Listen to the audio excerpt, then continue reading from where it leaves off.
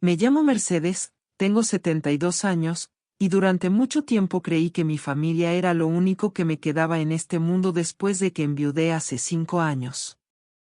Nunca imaginé que la persona que dormía bajo mi techo, la mujer que mi hijo había elegido para compartir su vida, estaría buscando la forma de quitarme la mía. Todo comenzó una tarde de jueves cuando llegué del supermercado y escuché una voz desconocida que venía de la cocina, pero cuando entré no había nadie allí, solo mi dispositivo Alexa parpadeando con esa luz azul que indicaba que había estado escuchando algo. En ese momento no le di importancia porque pensé que tal vez yo misma había activado algo sin querer, pero esa pequeña luz azul sería la que terminaría salvándome la vida y exponiendo una verdad tan oscura que todavía me cuesta creer que fue real. Vivo en una casa de 2 pisos en las afueras de la ciudad, una casa que mi esposo Roberto y yo compramos hace 40 años cuando nuestros hijos eran pequeños y teníamos sueños de verlos crecer entre estas paredes llenas de amor. Roberto falleció de un infarto hace 5 años y desde entonces esta casa se ha sentido demasiado grande y demasiado silenciosa para mí sola. Mi hijo Javier, mi único hijo, siempre fue un muchacho trabajador y responsable, o al menos eso creí hasta que conoció a Valeria hace 3 años en una conferencia de negocios en Guadalajara. Valeria era 20 años más joven que Javier, una mujer de 35 años con una sonrisa perfecta y unos modales impecables que me hicieron creer que por fin mi hijo había encontrado a alguien que lo haría feliz. Se casaron después de 6 meses de noviazgo y yo les ofrecí que vinieran a vivir conmigo porque la casa era grande y ellos estaban pagando un alquiler carísimo en el centro de la ciudad. Al principio todo parecía perfecto, Valeria me ayudaba con las compras, cocinábamos juntas los domingos, y yo pensaba que había ganado no solo una nuera sino también una hija porque nunca tuve hijas mujeres. Pero las cosas comenzaron a cambiar sutilmente después del primer año de convivencia. Valeria empezó a hacer comentarios sobre lo vieja que se veía la casa, sobre cómo sería mejor venderla y mudarnos todos a un departamento moderno donde no hubiera tantas escaleras que subir ni tantos cuartos que limpiar. Yo le explicaba que esta casa tenía todos mis recuerdos, que aquí había criado a mi hijo, que en el jardín del fondo Roberto había plantado el árbol de duraznos que todavía daba frutos cada verano, pero ella solo sonreía y decía que yo era demasiado sentimental. Javier trabajaba desde las 7 de la mañana hasta las 8 de la noche como gerente en una empresa de logística, así que casi nunca estaba en casa para notar los pequeños cambios en el comportamiento de su esposa hacia mí. Valeria comenzó a servir mis comidas con menos cuidado, a veces la carne estaba casi cruda o la sopa demasiado salada, y cuando yo me quejaba ella decía que yo estaba perdiendo el sentido del gusto por la edad. También noté que mis medicamentos para la presión arterial a veces estaban en lugares diferentes de donde yo los dejaba, pero pensé que tal vez yo misma los movía y lo olvidaba porque a mi edad la memoria a veces juega malas pasadas. El día que todo comenzó a revelarse fue un martes de octubre. Recuerdo que había ido al supermercado temprano porque tenían oferta en las verduras que me gustaban para hacer mi caldo de pollo. Regresé a casa alrededor de las 10 de la mañana y Valeria no estaba. Había dejado una nota en la cocina diciendo que había ido al gimnasio y volvería al mediodía. Yo guardé las compras, preparé un café y me senté en la sala a ver mi programa de noticias matutino como hacía todas las mañanas. Fue entonces cuando escuché que mi Alexa, ese pequeño cilindro negro que Javier me había regalado el año pasado para que pudiera pedirle que pusiera música o me dijera el clima, comenzó a hablar sola. La voz robótica dijo algo sobre historial de búsquedas y luego mencionó algo que me heló la sangre, dijo textualmente veneno sin sabor que parezca ataque cardíaco y luego siguió con síntomas de envenenamiento lento en ancianos. Me levanté del sillón tan rápido que casi me caigo, caminé hacia la cocina donde estaba el dispositivo y lo miré como si fuera un objeto extraño que acabara de aparecer en mi casa. Al principio pensé que tal vez era un error del aparato, que tal vez había captado algo de la televisión o de alguna conversación de los vecinos, pero algo en mi interior me decía que investigara más. Yo no sabía mucho de tecnología, pero Javier me había enseñado lo básico de cómo usar mi teléfono celular y cómo buscar cosas en Internet. Tomé mi teléfono con manos temblorosas y busqué cómo ver el historial de un dispositivo Alexa, Encontré varios tutoriales y después de casi una hora de intentos logré entrar a la aplicación usando la cuenta de Javier que él había configurado cuando me regaló el aparato. Lo que vi en esa pantalla cambió mi vida para siempre y me mostró que la persona en quien había confiado no era quien yo creía que era. En el historial de los últimos 3 días había búsquedas que me pusieron la piel de gallina. Primero había una que decía cuánto tarda en hacer efecto el anticongelante en humanos, luego otra que preguntaba dosis letal de medicamentos para hipertensión, y finalmente la que había escuchado sobre venenos sin sabor que simularan un infarto natural. Mi corazón latía tan fuerte que podía escucharlo en mis oídos y tuve que sentarme porque sentí que las piernas no me sostenían. Durante varios minutos solo pude quedarme allí mirando la pantalla de mi teléfono, leyendo y releyendo esas búsquedas macabras que alguien había hecho usando mi Alexa. La fecha y hora de las búsquedas coincidían exactamente con los momentos en que yo no estaba en casa o estaba durmiendo mi siesta de la tarde, y la última búsqueda había sido hecha precisamente esa misma mañana a las 8:30 cuando yo estaba en el supermercado. Solo había una persona que podía haber hecho esas búsquedas y esa persona era Valeria, mi nuera, la mujer a quien yo había abierto las puertas de mi casa y a quien había tratado como a una hija.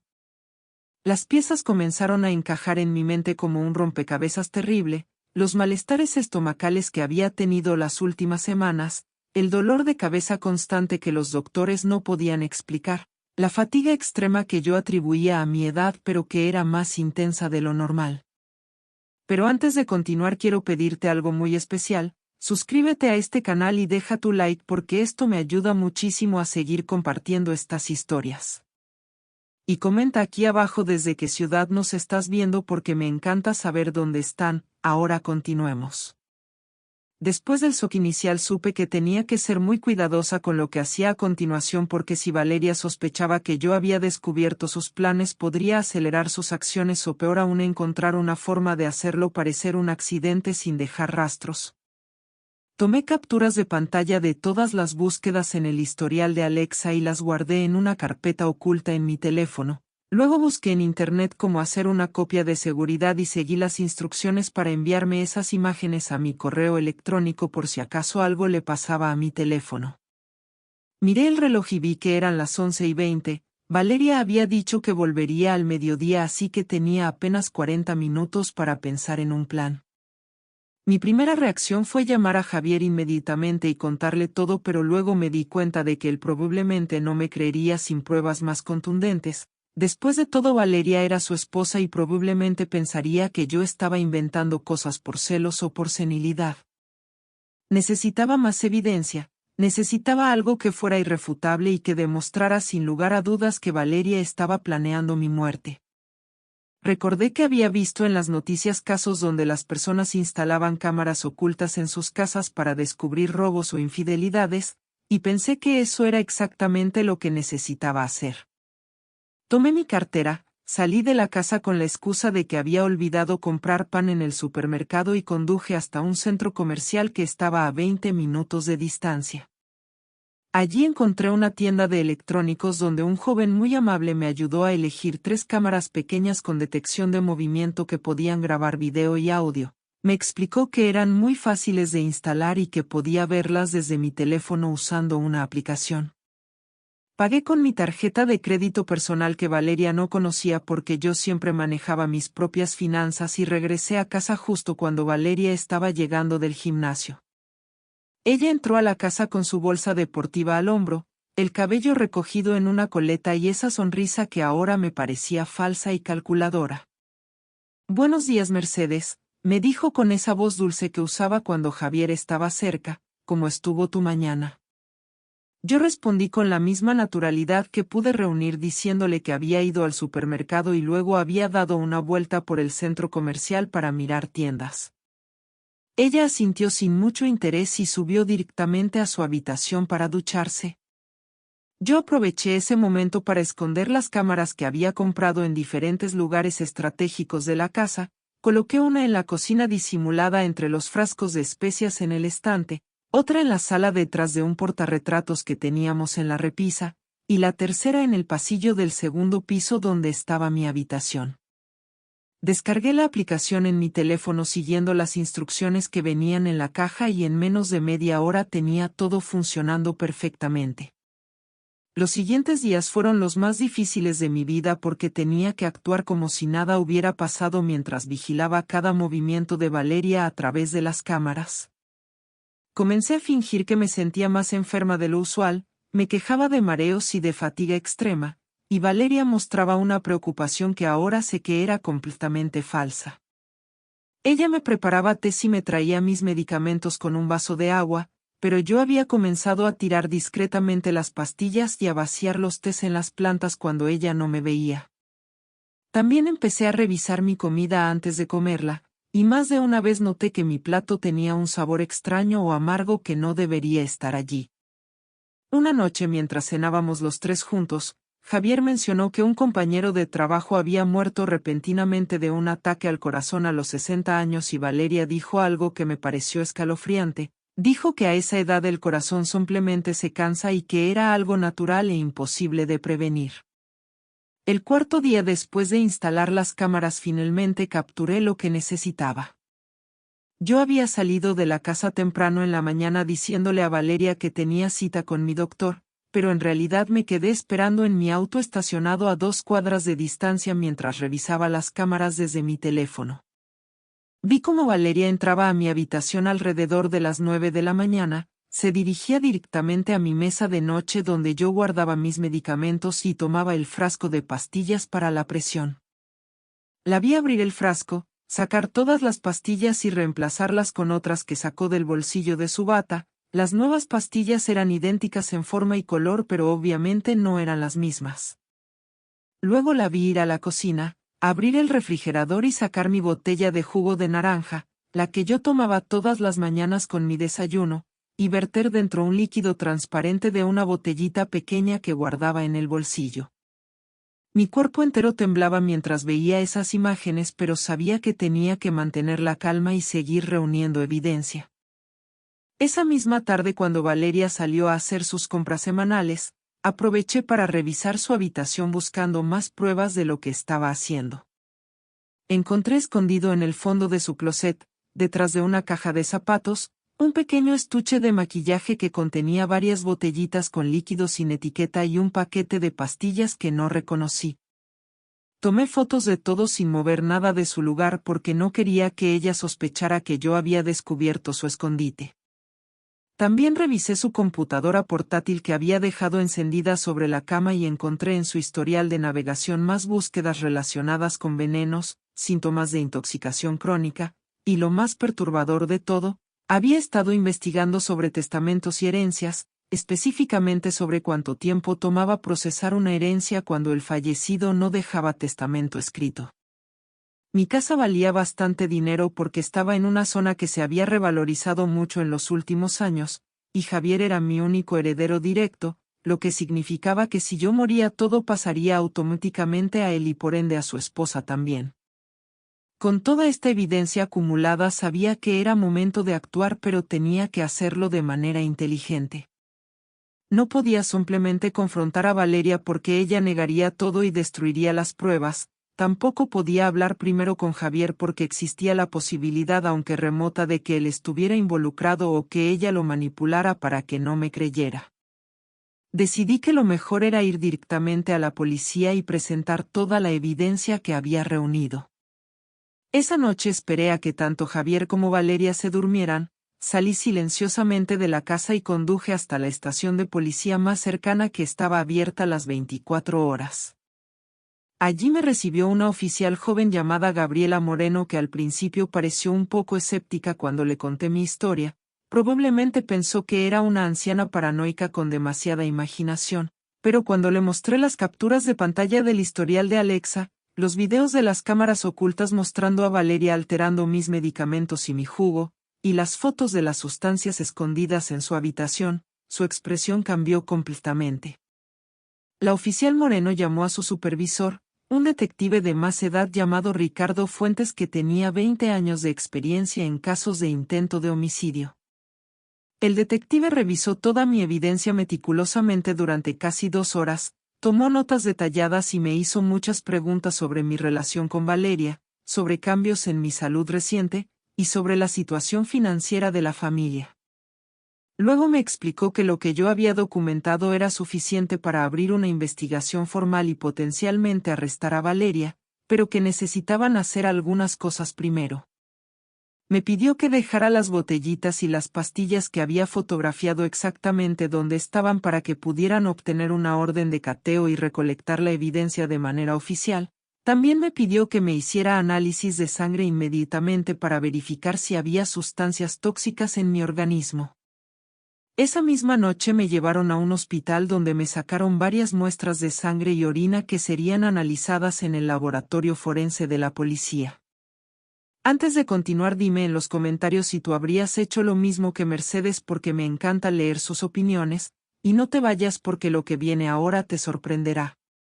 Los resultados de los análisis llegaron 3 días después y confirmaron lo que yo ya sospechaba. Mi sangre contenía niveles peligrosamente altos de etilenglicol, que es el componente principal del anticongelante para automóviles, y también había trazas de una sobredosis acumulativa de mi propia medicación para la presión arterial. El doctor forense que revisó mi caso me dijo que si hubiera continuado consumiendo esas sustancias por 1 o 2 semanas más, probablemente habría muerto de lo que parecería un fallo cardíaco natural, exactamente lo que Valeria estaba planeando. El detective Fuentes obtuvo una orden judicial para intervenir mi casa y arrestar a Valeria, pero me pidió que yo actuara con normalidad durante los siguientes días mientras ellos preparaban el operativo, porque querían atraparla en el acto y asegurarse de que no pudiera destruir ninguna evidencia. Fue la actuación más difícil de mi vida volver a casa esa noche y tener que cenar con la mujer que estaba tratando de matarme, sonreír cuando ella me preguntaba cómo me sentía y decirle que cada día me sentía más débil sabiendo exactamente por qué me sentía así. El día del arresto llegó un viernes por la tarde. Yo había salido de la casa alrededor de las 2 diciéndole a Valeria que iba a casa de mi amiga Lucía para tomar el té como hacíamos cada viernes, pero en realidad fui a la estación de policía donde el detective Fuentes y su equipo estaban preparando el operativo. Me explicaron que entrarían a la casa con la orden de cateo mientras Valeria estuviera sola, la confrontarían con la evidencia y procederían a arrestarla si encontraban las sustancias que yo había fotografiado. Yo les di las llaves de la casa y les mostré exactamente dónde había visto que Valeria escondía las botellas y las pastillas. A las 4 de la tarde el equipo entró a mi casa. Yo estaba esperando en un auto sin identificación policial estacionado al final de la calle desde donde no podía ver lo que pasaba, pero el detective me mantenía informada por teléfono. Me dijo que Valeria se había sorprendido cuando ellos tocaron la puerta y mostraron la orden judicial, que al principio había tratado de actuar confundida e indignada diciendo que no sabía de qué le estaban hablando. Pero cuando los oficiales entraron a su habitación y encontraron exactamente lo que yo había descrito, 3 botellas pequeñas con líquido transparente que resultó ser anticongelante puro, un frasco con pastillas de medicamento para presión arterial que no estaban bajo ninguna receta registrada, y varios documentos impresos sobre venenos y síntomas de envenenamiento, Valeria comenzó a ponerse nerviosa. El detective me contó después que ella había intentado decir que esas cosas no eran suyas, que alguien más debió haberlas puesto allí para incriminarla, pero cuando le mostraron los videos de las cámaras ocultas donde se la veía claramente manipulando mi comida y mis medicamentos, simplemente se quedó callada. La arrestaron en ese momento acusada de intento de homicidio premeditado y conspiración para cometer fraude de herencia. Yo llegué a la casa justo cuando la estaban sacando esposada. Nuestras miradas se encontraron por un segundo y en sus ojos ya no había ni rastro de la dulzura fingida que había mostrado durante 2 años, solo había rabia y resentimiento puro. Javier llegó a casa 1 hora después cuando yo ya estaba sentada en la sala con el detective Fuentes explicándome los siguientes pasos del proceso legal. Mi hijo entró por la puerta completamente confundido porque había recibido una llamada del trabajo diciéndole que había una emergencia en casa y que necesitaba volver inmediatamente. Cuando vio a los policías en la sala y me vio a mí sentada allí con los ojos rojos de tanto llorar, pensó que algo terrible me había pasado. «Mamá, ¿qué pasó? ¿Estás bien?», me preguntó corriendo hacia mí, y yo tuve que ser yo quien le dijera que su esposa había sido arrestada por intentar asesinarme. La expresión en su rostro cambió del miedo a la incredulidad y luego a la negación total. Mi hijo me miró como si yo me hubiera vuelto loca y dijo que eso era imposible, que Valeria lo amaba y me amaba a mí también, que debía haber un error terrible. El detective Fuentes con mucha paciencia le mostró toda la evidencia, los videos, las sustancias encontradas, los resultados de mis análisis de sangre, y vi cómo mi hijo se iba desmoronando poco a poco mientras la verdad se hacía imposible de negar. Javier se dejó caer en el sillón y se cubrió la cara con las manos. Durante varios minutos solo lloró en silencio mientras procesaba que la mujer con quien se había casado, con quien compartía su vida, había estado planeando asesinar a su propia madre. Él me preguntó entre sollozos por qué Valeria haría algo así y yo le conté sobre las búsquedas que había encontrado, sobre su investigación de herencias y testamentos, sobre cómo todo indicaba que ella quería quedarse con mi casa y probablemente con cualquier otro bien que yo tuviera. Le expliqué que durante meses ella había estado envenenándome lentamente esperando que mi muerte pareciera natural, que gracias a la tecnología y a mi instinto de supervivencia había logrado descubrir sus planes justo a tiempo. Mi hijo me abrazó y me pidió perdón una y otra vez por no haber visto las señales, por haber traído a esa mujer a nuestra casa, por haberme expuesto a tal peligro. Yo le dije que él no tenía la culpa porque Valeria había sido muy inteligente en esconder su verdadera naturaleza y que lo importante era que ahora yo estaba a salvo. Los siguientes meses fueron un torbellino de procesos legales y audiencias judiciales. Valeria contrató a un abogado que intentó argumentar que todo era un malentendido, que las sustancias encontradas en su habitación eran para otros propósitos, que los videos estaban sacados de contexto, pero la evidencia era demasiado contundente. Los análisis forenses de las botellas confirmaron que contenían anticongelante puro y que mis huellas dactilares no estaban en ninguna de ellas, pero las de Valeria sí. Los análisis de las pastillas que ella había puesto en mi frasco mostraron que eran una dosis triple de mi medicamento normal, suficiente para causar una sobredosis fatal si se consumían durante varios días seguidos. El jugo de naranja que había en mi refrigerador el día del arresto también fue analizado y contenía una cantidad significativa de etilenglicol. Durante el juicio se reveló además que Valeria tenía deudas de tarjetas de crédito por más de 200,000 pesos que había escondido de Javier, y que había estado presionando a mi hijo para que me convenciera de vender la casa argumentando que necesitábamos mudarnos a un lugar más moderno. El fiscal presentó el caso como un intento de homicidio premeditado motivado por codicia, mostrando cómo Valeria había planeado meticulosamente mi muerte durante meses, investigando métodos que no dejaran rastros evidentes y que pudieran atribuirse a causas naturales dado mi edad. Testificaron expertos médicos que explicaron cómo el envenenamiento lento con anticongelante podría fácilmente confundirse con síntomas de vejez o enfermedades cardíacas naturales si no se buscaba específicamente esa sustancia en los análisis.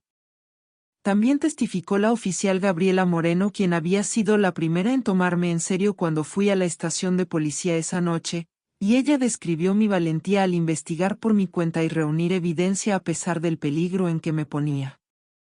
Yo también tuve que testificar y contar frente a un salón lleno de extraños como la mujer a quien había tratado como a una hija había estado planeando mi asesinato. Fue una de las experiencias más dolorosas de mi vida, pero sabía que era necesario para que se hiciera justicia. El juicio duró 3 semanas y al final el jurado deliberó por solo 4 horas antes de regresar con un veredicto de culpable en todos los cargos. Valeria fue sentenciada a 20 años de prisión sin posibilidad de libertad condicional durante los primeros 10 años. Cuando el juez leyó la sentencia ella no mostró ninguna emoción, simplemente miró al frente con esa misma expresión fría que yo había visto el día de su arresto. Javier no asistió al día de la sentencia porque el dolor de la traición era demasiado grande. Él había iniciado los trámites de divorcio apenas 2 semanas después del arresto y me dijo que jamás podría perdonar lo que Valeria había intentado hacerme. Mi hijo se mudó temporalmente a un departamento cerca de su trabajo porque dijo que no podía seguir viviendo en la casa donde todo había sucedido, pero me visitaba cada fin de semana y poco a poco nuestra relación se fue sanando del trauma que habíamos vivido. Pasaron 6 meses después del juicio antes de que yo pudiera volver a sentirme realmente segura en mi propia casa. Había noches en que me despertaba con pesadillas donde veía a Valeria parada junto a mi cama vertiendo veneno en mi vaso de agua, o donde me encontraba a mí misma revisando obsesivamente cada comida antes de comerla temiendo que de alguna manera ella hubiera logrado contaminarla desde la prisión. Busqué ayuda de una terapeuta especializada en trauma que me ayudó a procesar todo lo que había vivido y a entender que lo que me había pasado no era mi culpa, que yo no había hecho nada para merecer ese intento de asesinato y que había sido increíblemente valiente al confiar en mi instinto y actuar para salvar mi propia vida. La terapeuta también me ayudó a trabajar con el sentimiento de culpa que tenía por haber traído a Valeria a la vida de mi hijo y haber sido indirectamente responsable del dolor que él estaba sintiendo. Un año después del arresto de Valeria, mi vida había vuelto a una nueva normalidad. Javier había conocido a una mujer maravillosa llamada Patricia en su trabajo, una ingeniera de 40 años que era viuda y tenía 2 hijos adolescentes. Esta vez él fue mucho más cuidadoso antes de presentármela. Pasaron casi 6 meses saliendo antes de que yo la conociera, y cuando finalmente la invitó a cenar a casa pude ver inmediatamente que era una persona genuina y buena.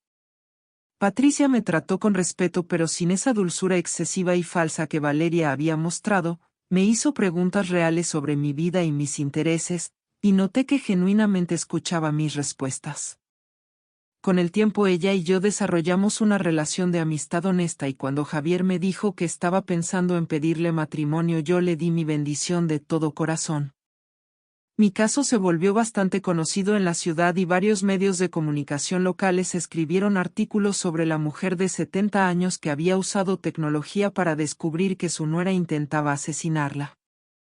Recibí mensajes de decenas de personas, especialmente mujeres mayores, que me agradecían por compartir mi historia porque les había ayudado a estar más alertas con sus propias situaciones familiares.